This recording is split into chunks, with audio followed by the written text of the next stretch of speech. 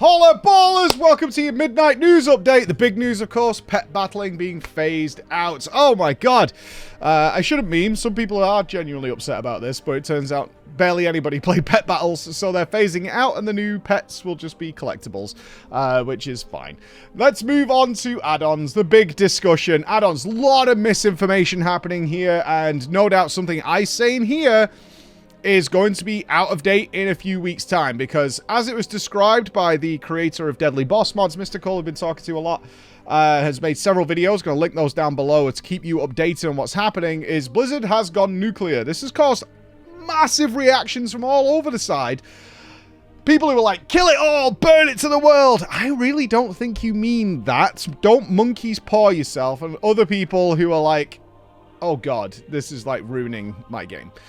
This is actually ruining what I want to do. So let's break it down a little bit so you can understand where we're at, what Blizzard's trying to achieve, what have they actually done, and what's going to be happening over the next few months of the alpha beta until early 2026 when the game actually comes out. They have taken the nuclear approach, and they've already started the backtracking process. This is the correct way for Blizzard to do this. It's more than what we expected them to do, but it makes total sense. We're going to go in game in a second. So what they've decided to do is disable all functionality that relies on the combat log in instanced scenarios. That's when you're in combat, right? That's when you're in dungeons, you're in raids, you're in things like that. It's going to disable add-ons from being able to like read the combat log, understand what's going on in the chat log, and then derive logic from it. Now, I want you to understand what I just said there. Something happens in the combat log. You have been afflicted with X debuff. What they're stopping you doing is creating some sort of add-on that then goes, I see this person has that said debuff, and I'm going to apply logic to that because I understand what you're supposed to do with it, and then give you some sort of information on the screen that tells you what to do with it, where to go with it. Maybe you want to move out. Maybe you want to broadcast something in chat like, I have the bomb. Move away from me. Don't go near me, or come to me, right? I have the chain, come to me, whatever it might be. So think of it in that simple, easy to understand situation, like getting markers and things like that. It's not going to be able to pick out like, oh, these 5 people have this debuff. Let me assign them and tell them you should go to orange, you should go to blue, because that takes the thought process out of it in Blizzard's eyes, right? You're being told what to do rather than looking at the situation, seeing what's going on, seeing where I'm stood, and then figuring out where you want to go with this thing because something just told you where to go. Instead, you should be going, I have it over here. I should go over here. And, oh, this debuff is coming soon. Where should I stand in order to deal with this situation? So that's what Blizzard wants to do. Now, in the process of that, a lot of quality of life features got absolutely nuked into the floor. Now, the biggest one that people pointed out that they thought was inoffensive was things like loot councils and loot roll add-ons. Things that are completely nothing to do with the combat of what's going on in the game. Like, this is just us sorting ourselves in a far more efficient manner. Now, this is important. Everything that's happening here is really important because from 2004, when this game came out, it was built from the ground up with add-on support. That was a mainstay of WoW. And that developed over time to, if you don't like something in the game, there's an add-on for it. And that can be super trivial things. One of the ones that really springs to mind is Azerite armor. Every time you put a thing in an Azerite armor, there was this ridiculously spinny animation that would go on, all sorts of nonsense. And very quickly, someone created an add-on that just eliminated that information. So it didn't do that. So you could just click your stuff in quickly, especially if you're respeccing, right? There was always an add-on to solve a problem. Now, that's what's happened. Now, Blizzard started rolling back because they're starting to agree, but they can only find out what is actually required once people play in an environment where this doesn't exist. All right? That makes sense. So what they've done is stripped everything out of the game. They provided their own stuff, their own boss mod, their own damage meter. They've put all that into the game. So, of course, a damage meter has to read the combat log to see how hard you're hitting things, right? That's all been disabled. Blizzard's put their own in and saying, right, go. They've given us a raid boss to check.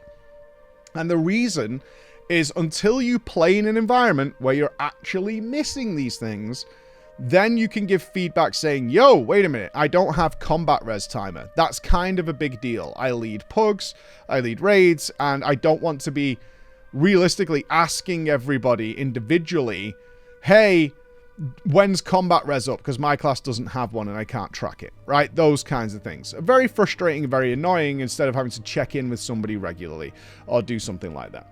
So once you're in that environment, which we are right now, Blizzard can actually listen to the feedback and decide then, is that something that we can build in? And we agree that is information that you should have, or is this just a legacy thing that we actually do not want you to have? So in the instance of the boss mod, they're providing the information they believe you need. And from there, they can design their encounters knowing universally across the board, ideally, this is the information that everybody has and we can work within these parameters. When it comes to extremely complex add-ons, we said like Queen of Shara and things like that, a lot of mechanics and a lot of things Blizzard designs simply don't work because the add-on's solving everything for you. This was supposed to be an interesting, difficult thing to do, and you're just using an add-on to nullify it. So it all makes sense. However, they are relenting a little bit. We saw a post come out a day or so ago, which was looking at like, oh, okay, we agree. Loot add-on roles and loot council things are actually just a part of efficiency and organizational structure within the guild. We're going to relax that and roll it back. And that's already happening. Now, what's even more interesting is the different approaches the add-on developers are taking to this. And this is still in flux. I have no doubt some of this is reactionary in terms of like, screw this, we're not doing it anymore. And then some people are going in totally different directions with what they want to do because what their add-ons did historically no longer makes any sense, right? So if we look at DBM, like Mystical is saying, a big focus on the work he's doing is actually most of the, a lot of the contact that he had with people regarding deadly boss mods was actually due to accessibility. That means people who are hearing impaired, guilds like Undaunted, are visually impaired, who rely heavily on functionality provided by add-ons in order to enjoy and have fun in the game, and they're not doing anything wrong doing that, right? I recently, within the last 6 months, managed to install a version of World of Warcraft that can be played completely blind. I'm not talking like I've got some sort of visual stigma. That I just was completely blind via sound and notifications. Now, Blizzard doesn't have a robust system in place yet in order to manage those things. But I'll make it more simple. If you use something like GTFO, this is what reads you're stood in something bad on the floor and starts playing constant alerts at you to say, hey, move. Very useful in such a visually stimulated environment where you sometimes cannot see, certainly clearly, the things you're stood on. We always have the meme of the purple on purple, and therefore you rely on some sort of sound notification to be like, hey, you're actually stood in something, or you're focused on something else and not realizing you're stood on something, and a noise will play in your ear. Now, currently, Blizzard has nothing to replace that whatsoever. But it's possible. And this is the feedback add-on developers are doing, like Mystical is doing, is like, hey, this is kind of important. This is a big deal for a lot of people. And you do have like visual stimulus that comes onto the screen to indicate you're studying something. There will be some weird shading or graphical thing. We need to be able to tie sound effects to that, and Blizzard needs to implement that because that does require combat log information, which you've denied. But this is something a lot of players rely on in order to even enjoy the game. Okay? So accessibility is a big deal. Now, there's another end of that, which I'm hearing rumors of, but I'm not going to point fingers, of people using the accessibility idea as a crutch to try and get their add-ons back to what they were doing. Now, there's lots of motivations for that. Livelihood is one of them. Is people are paying for these add-ons. They're donating, they're doing whatever. But we'll see how that plays out. Other add-on developers, like WeakAuras, have said, like, we're not doing WeakAuras for Midnight at the moment. Like, that's just not happening. We're going to stick to classic World of Warcraft. We're going to do all those kind of things because that still works over there. But frankly speaking, our code, all the functionality that we created for WeakAuras is reliant on logic. That's what we created, right? It's reliant on being able to read the combat log. Yes, there's visual animations and things that we can do, but that's like the fluff on top of what our actual purpose is, which is to create logic and code. Now, whether things will change over there, I don't know. Another direction they're going in is trying to stress, and Blizzard has been trying to stress this, is that visually your game should not change. So interestingly enough, ElvUI, a UI add-on I've been using for a very, very long time, there's obviously lots of alternatives, has put out a statement, I was just checking their Discord earlier, saying right now we're not doing anything. right? There is some logic involved in what LVUI does, but I use it for the visual components primarily. But they're saying like, hey, right now, nothing's happening, and hold fire. Like, that's the situation. So there will be some add-on developers who are like, I'm kind of done. I don't think that's what's happening with LVUI, but it might be, is that like, you know what? This journey's come to an end, and I'm coming to a stop.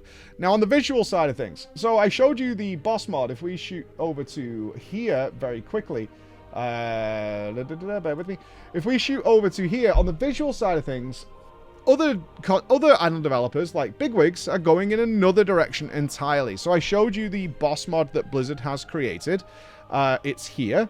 There you can see. So this is Blizzard's own boss mod, and it gives you these like icons. Some of you will be used to this. This is just similar to a very popular WeakAura that was about, that shows you the icons and them ticking down and moving in a correct order, and you can even add the names of the spells next to it if you want. So when you click the options for it, you can have show spell name, or you can have that off. You can show tooltips, so if you see an ability coming and you're not sure what it is, you can mouse over it and it'll give you a tooltip, so you can like, oh, I see what's coming up with a boss I'm not comfortable with, or I don't recognize this. You can show the timers, or you can have no timers, right? And it simply goes, here's the abilities that are queued up, and once there are like 12 seconds remaining, it goes into this bar, and then here it's 5 seconds remaining. Now, there should be sound effects to go with this. Coming back to the accessibility side, sound effects should exist here. However, as Blizzard said, because some of you are going to go, ooh, I hate that. I don't like this whatsoever. I agree with you. I'm not a fan of this either. And that might be because of the way I used to have it. However, save and exit. Bigwigs. Bigwigs has gone in a different way because Blizzard has stuck to their word. You don't like that? That's fine. You can have what you used to have, and here it is. It's working. This is Midnight Alpha. You can see Xalatath in the background, and Bigwigs has already got theirs working. Shoutouts to Just Wait and the team that were working on this over the weekend, and I have my traditional bars back. How? Blizzard's nuked all the add-ons. They've nerfed functionality, but they're still providing that information. It's still there, but now these add-ons just use whatever information Blizzard has given you in order to visually represent it however the hell you want. It doesn't matter. It's all good, dude. It's all good. They are just saying, like, we're not going to let you make crazy, crazy add-ons. But if you prefer your boss mod to be bars rather than the visual thing, that's fine. It's totally fine. And I think this is where a lot of people are getting confused. It's like, oh, I just have to use Blizzard's. No, not at all. Blizzard is providing the tools, which means we're going to look more towards add-ons as reskinners rather than a separate core piece of functionality. Think of it like reskinning. So I'm no doubts whatsoever, because it's currently not working, but it is here, the damage meter. You can see this is going to be Blizzard's damage meter right here. It currently has no functionality and doesn't work. It's not supposed to, by the way. It's not supposed to be. It's not supposed to be working in this build. But people will be able to reskin this. You prefer it to be a certain font, a certain graphical style, a certain image, a certain texture, whatever it might be. You'll be able to do that. No problem. Just like we've already seen with Bigwigs, right? You can already see these bars and things working as you ordinarily would have them, right? It's all happening here. And I think this is where people are getting a little confused and like, oh, I just have to use Blizzard's UI? No, that is not the case whatsoever. They're going to allow you to reskin it. So far, we'll see where else this goes, right? They might pull back on certain things. As long as you're using the information that Blizzard provides, then you can kind of do what you want with it and make it look however the hell you want. Because, honestly, a lot of the UI support that Blizzard came out with in 2004 was for visuals. People want their health bar in a circle and their energy bar in a circle around the side, like I used to have it in Classic, all that kind of stuff. That's going to stay the same. Needless to say, I do agree with what people are saying in terms of accessibility and sound effects. Now, Bigwigs does have some sound effect notifications that go with this. It's all still a work in progress. They're still full of errors. You know, there's still things going on. But you can see they've already got some encounters in. They've got the March Keldenassus, some lure errors that are coming with this. List abilities. Bars, countdown, sound, right? It's all coming in. Now, what it'll actually turn into, we don't know yet. But so far, the initial nuclear reaction was correct. Some people are going to be a bit reactionary towards it. But ultimately, we're already a few days into the alpha on the road of getting things to the way people want them to be. Because although a lot of people are saying, like, nuke all add-ons, get rid of all of them, and maybe they do play with a flat, completely standard UI, not as bad as maybe it seems. That's where we're at so far. But we're going to keep our peepers open on this and see where it goes, and we'll keep you updated as we know. All right? So, things looking up. All right. Bye, guys.